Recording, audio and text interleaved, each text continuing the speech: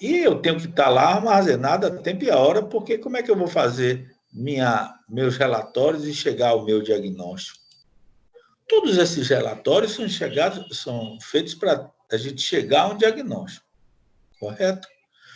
E aí, o mercado disponibiliza vários programas, como eu já falei, vários softwares, né? Eles são apresentados de várias formas, de entrada de dados, controle de níveis de utilização de informação, preços variados, né? Tem softwares que tem tudo, até o balanço da sua fazenda ele faz, né? Até a declaração de imposto de renda ele faz.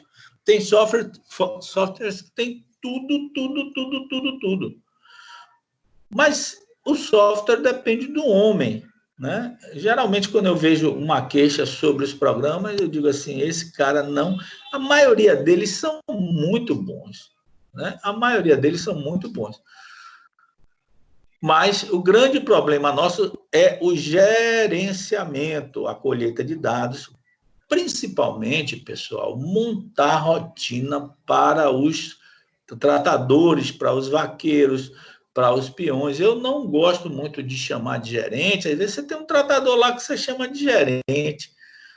E ele, com essa palavra gerente, ele encarna aquilo ali. Só que ele nem tem, né, condição de ser gerente, né, pela instrução que ele tem, né? Ele não tem conhecimento das técnicas gerenciais, que são importantíssimas para a gente chegar a resultados. E aí você chama ele de gerente, já bota uma caminhonete cara na mão dele, né? Isso acontece muito. E aí ele vai estourar aquela caminhonete toda, e você nem está fazendo balanço, porque você não tem ideia de quanto você gasta e de quanto você ganha numa fazenda. Você faz muito pelo bruto. Isso é a tônica da pecuária nacional. Professor, não tem pecuaristas, tem organizados, existem vários, mas o percentual de pecuaristas não organizados que não gerenciam seu rebanho é muito grande. É a metade, eu não sei. É mais da metade, eu também não sei. Mas o percentual é grande, muito grande. Né? A pecuária nossa, ela teria... só para dar um exemplo, eu dava assistência em Riachão de Jacuípe a pequenos produtores, né? Num programa de pequenos produtores. E tinha uma senhora, muito arrumadinha a propriedade dela, mas teve um ano que foi muito atípico em termos de chuva, e ela já estava com a faca no pescoço, as vacas, ela tirava leite, né? As vacas boas, vacas a campo, mas boas. Ela já está com a faca no pescoço, porque as vacas já estavam começando a cair. Vaca de leite cai logo, porque ela é muito exigente em nutrição, e na seca, além do estresse térmico, a gente tem forragem de baixa qualidade. Resultado de tudo, essas vacas começaram a cair. Aí, eu chamo dos comerciantes urubus, aqueles que sabem que a pessoa está com a faca no pescoço, vai lá e oferece a compra, né, a um preço bem barato. Mas a pessoa está com a faca no pescoço, acaba vendendo. Está apertado, acaba vendendo. Essa mulher, e assim, se a gente for pensar friamente, é melhor vender do que ficar no prejuízo. Porque você diminui, às vezes, o prejuízo ou até empata, né? Lógico que o cara vai ganhar dinheiro em cima de você. Isso aí não tem para onde. Mas eu estava lá no dia que aconteceu isso e o rapaz foi lá, o tal comerciante urubuzento, como diz o pessoal, e foi lá comprar as vacas dela, ofereceu uma mixaria pelas vacas, né? Mas o que é que se pensou? Poxa, aí ela veio chorando e tal coisa, conversou comigo e disse, se eu sou a senhora, eu vendo. Por quê? Porque se a senhora não vender, a senhora vai ficar com pena e vai ficar comprando farelo para dar a elas. Vai ter um prejuízo enorme. Não vai recuperar essas vacas, porque quem sabe quando vai chover. E quando começar a chover, ainda vai morrer vaca, porque o capim não sobe da noite para o dia. Lá, meu filho, a esse preço eu prefiro que morra no pasto. Eu digo, a senhora vai deixar de ter na mão tantos reais para não ter nada, ainda ter o prejuízo, porque vai ter que enterrar essas vacas, queimar essas vacas, fazer isso aí, porque vai morrer. E o resultado, ela ficou no prejuízo. ela não vendeu, a esse preço eu não vendo, chorou, e esse preço não vendia, não vendeu, e morreram todas as vacas porque a estiagem se prolongou. Eu torcendo para que a estiagem, né, que voltasse a chover, ainda morreria algumas, mas salvaria outras, né, e com o leitinho talvez depois compensasse. Mas é aquela coisa, o tempo, nós não somos donos do tempo. Tudo que você não tem a capacidade de administrativamente, né, conseguir resolver, e aí vem o grande problema da administração de fazenda, né, porque numa fábrica você para a produção, né, você segura todo mundo, você faz uma demissão coletiva, mas isso as vacas que estão ali, você vai botar onde? Você faz como? Ou você vende, limpa a fazenda, como tem algumas fazendas que eu trabalho no semiárido, que é, na época boa, cria, na época ruim, não cria. Porque senão, essa fazenda em 10 anos se acaba, não tem um pé de capim quando chover. Né? E isso tem que ser muito bem feito, muito bem projetado em termos administrativos. Bom, e quem vai nos ajudar a tomar decisões são a colheita de dados, a geração de relatórios e a análise desses relatórios, né?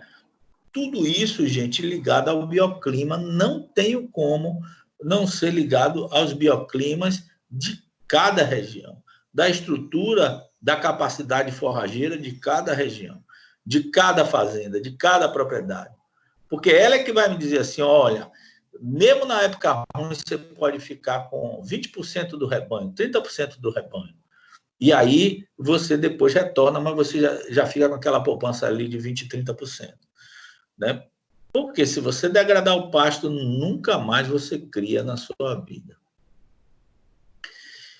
É um controle patrimonial rígido que permita a rastreabilidade exigida pelo Programa Nacional de Certificação de Carne, o SISBOV, né? No início, logo, pessoal, da história do SISBOV, a gente achava que ia deslanchar pelo Brasil. Na região centro-oeste, um pouquinho no sul e sudeste, eles funcionaram um pouquinho no norte, muito pouco no norte. Mas eles funcionaram. Nordeste quase nada. Eles funcionaram, o SISBOV funcionou, é o Programa Nacional, né? De identificação. Qual é o objetivo desse programa? Qual é o objetivo desse programa? Saber, né? Aquela carne que está lá comprada por você, você saber a origem da mãe do bezerro que forneceu aquela carne que você está consumindo ali, do pai do bezerro que você está consumindo aquela carne que está ali, da fazenda e da região da onde ele veio, né? E isso se chama rastreamento. Bom, professor, para que isso tudo? Para que isso tudo? Porque quando nós tivéssemos algum problema sanitário, né? Quando nós tivéssemos algum problema de qualidade, nós saberíamos aonde buscar o erro para fazer a correção. Não é? Professor Paulo Emílio, né, é um dos que, quando foi diretor da ADAB, ele falava muito isso. Né? Ele falava, olha, a Agência de Defesa Animal, ela tem que, antes de tudo, ser educativa, para depois ser punitiva. Em alguns momentos, se implantou alguns programas de educação, e essa Agência de Defesa Animal saiu por aí fazendo algumas ainda faz, né? Por conta de alguns profissionais de excelente qualidade que tem lá.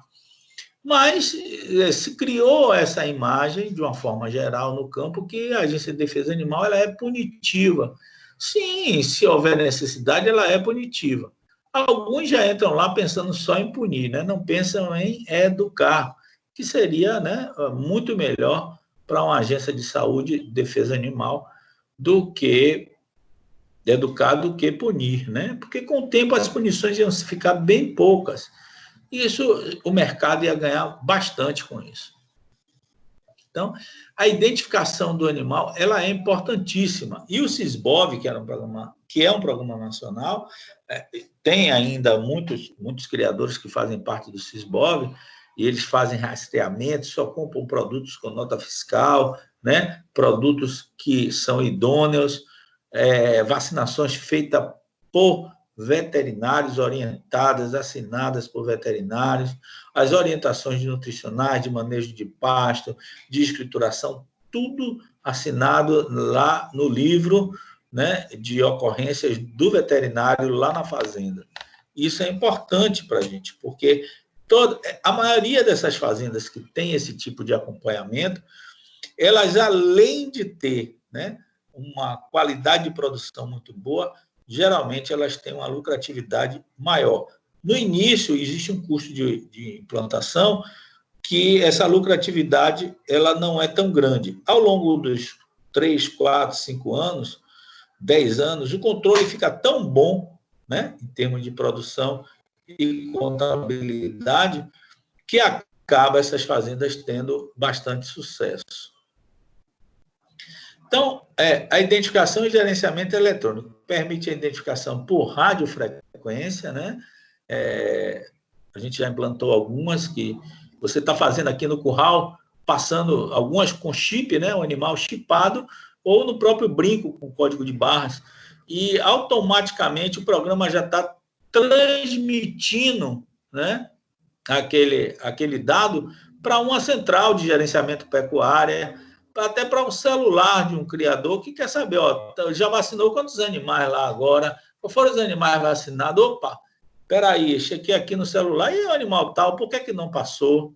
Né? Então, existe sim a transmissão por radiofrequência, e aí a gente pode acompanhar animais que passaram pelo coxo, são raçoados e pesados automaticamente, né? A gente pode fazer isso, já existem vários sistemas, né? Eu visitei alguns no Uruguai, onde por drone é aberto os portões, as vacas vêm, vacas de leite, elas já entram automaticamente, cada uma no seu lugar, e a única coisa que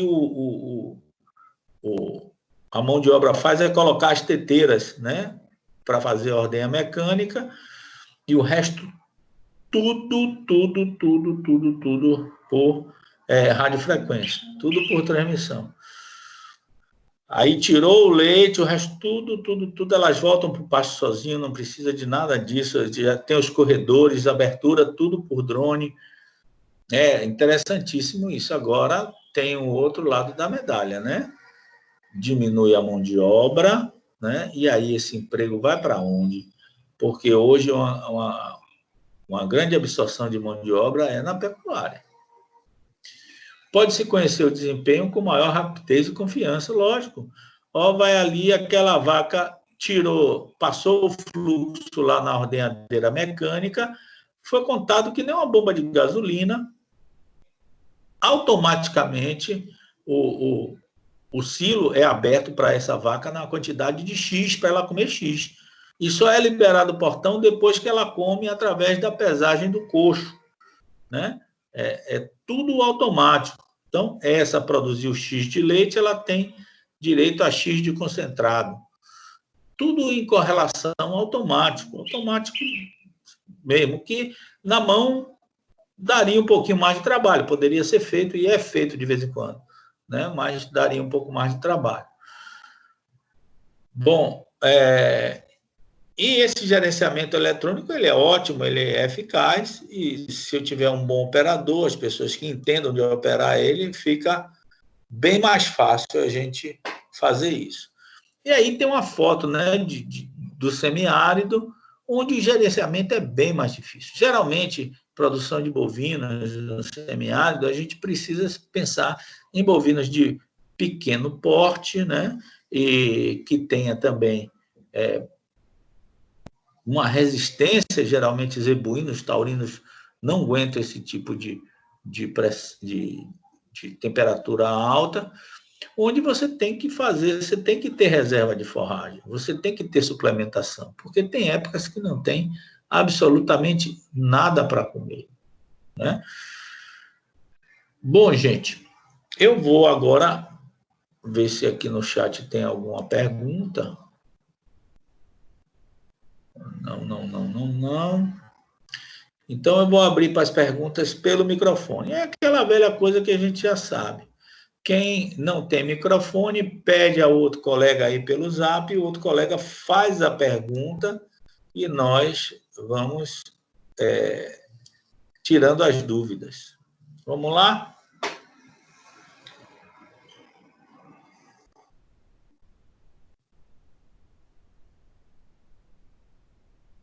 Dúvida? Dimas, fala. Eu estou sem dúvida, professor. Só... Tá, beleza. Eu queria saber quem tem dúvida, alguma dúvida sobre gerenciamento, ou sobre aulas passadas também, ou sobre o que estudou até hoje, alguma coisa que queira colocar. O que a gente não souber, a gente vai procurar.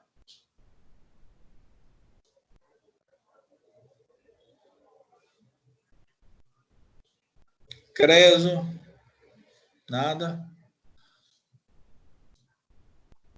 Tranquilo, Misa. Tudo tranquilo.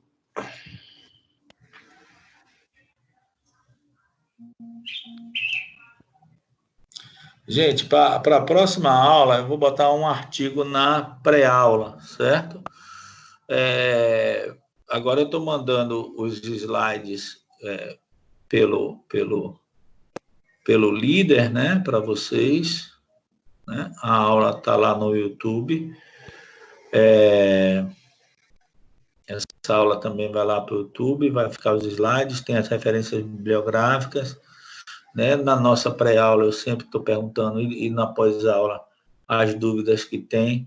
Mas, para a nossa próxima aula, nós vamos fazer uma aula condensada, inclusive, né? Nós vamos pegar 2 tópicos, vai ser uma aula que vai demorar mais um pouco, e eu vou deixar um artigo também de pré-aula, né?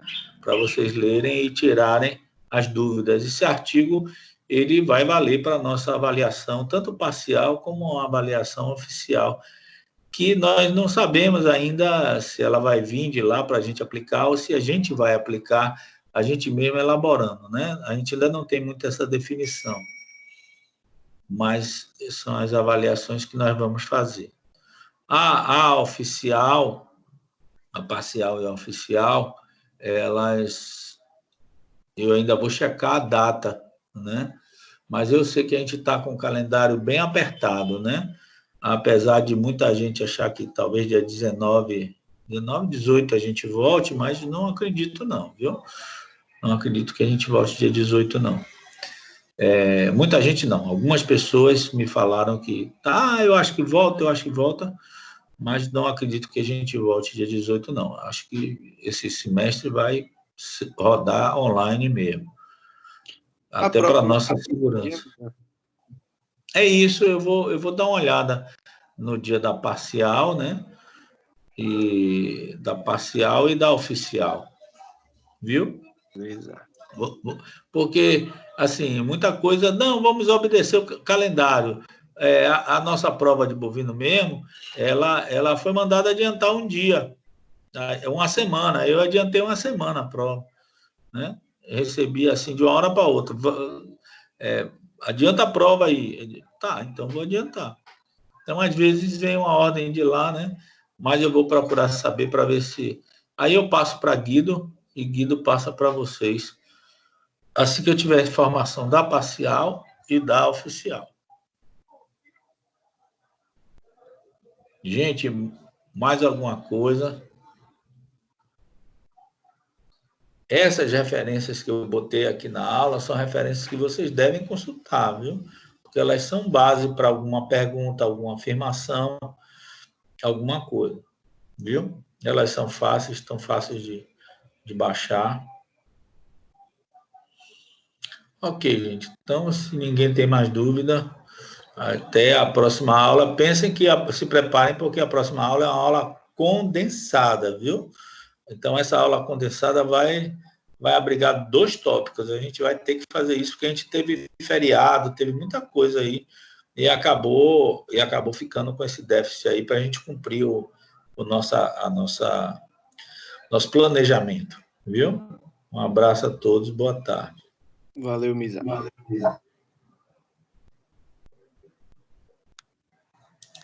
Falou, professor. Então, boa tarde. Tá.